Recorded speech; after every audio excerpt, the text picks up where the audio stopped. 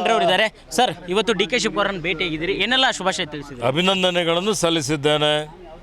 ಅವರ ನಾಯಕತ್ವದಲ್ಲಿ ಕರ್ನಾಟಕ ರಾಜ್ಯದಲ್ಲಿ ಉತ್ತಮವಾದಂಥ ಆಡಳಿತ ಮುಂದೆ ಕೊಟ್ಟು, ಹಿಂದೆ ಯಾವ ರೀತಿಯಲ್ಲಿ 3 ವರ್ಷ ನಾವು ಸರ್ಕಾರವನ್ನು ನಡೆಸಿಕೊಂಡು ಬಂದಿದ್ದೇವೆ ಸನ್ಮಾನ್ಯ ಸಿದ್ದರಾಮಯ್ಯರ ನೇತೃತ್ವದಲ್ಲಿ, ಅದೇ ರೀತಿಯಲ್ಲಿ ಮಾನ್ಯ ಡಿ ಕೆ ಶಿವಕುಮಾರರ ನೇತೃತ್ವದಲ್ಲಿ ಸಹಿತ ಉತ್ತಮವಾದಂಥ ಒಂದು ಆಡಳಿತವನ್ನು ಕೊಟ್ಟು ಇವತ್ತು ಪಕ್ಷವನ್ನು ಬಲವರ್ಧನೆ ಮಾಡಿ ಮತ್ತೆ 2028ರಲ್ಲಿ ಪುನಃ ಕಾಂಗ್ರೆಸ್ ಪಕ್ಷನೇ ಅಧಿಕಾರಕ್ಕೆ ಬರುವಂಥ ನಿಟ್ಟಿನಲ್ಲಿ ಎಲ್ಲರೂ ಒಗ್ಗಟ್ಟಾಗಿ ಕೈ ಜೋಡಿಸಿ ಕೆಲಸವನ್ನು ಇವತ್ತು ಸೇವೆಯನ್ನು ಮಾಡುತ್ತೇವೆ.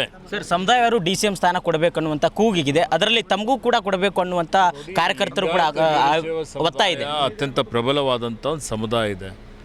ಹಿಂದಿನ 2023 ಚುನಾವಣೆಯಲ್ಲಿ ಸಾಕಷ್ಟು ಈ ಸಮುದಾಯದವರು ಕಾಂಗ್ರೆಸ್ ಪಕ್ಷಕ್ಕೆ ಬೆಂಬಲವನ್ನು ಕೊಟ್ಟಿದ್ದಾರೆ. ಅದೇ ಕಾರಣಕ್ಕಾಗಿ ನಮ್ಮ ಸಮುದಾಯದ 36 ಜನ ಕಾಂಗ್ರೆಸ್ ಪಕ್ಷದಿಂದ ಶಾಸಕರಾಗಿ ಆಯ್ಕೆಯಾಗಿದ್ದಾರೆ.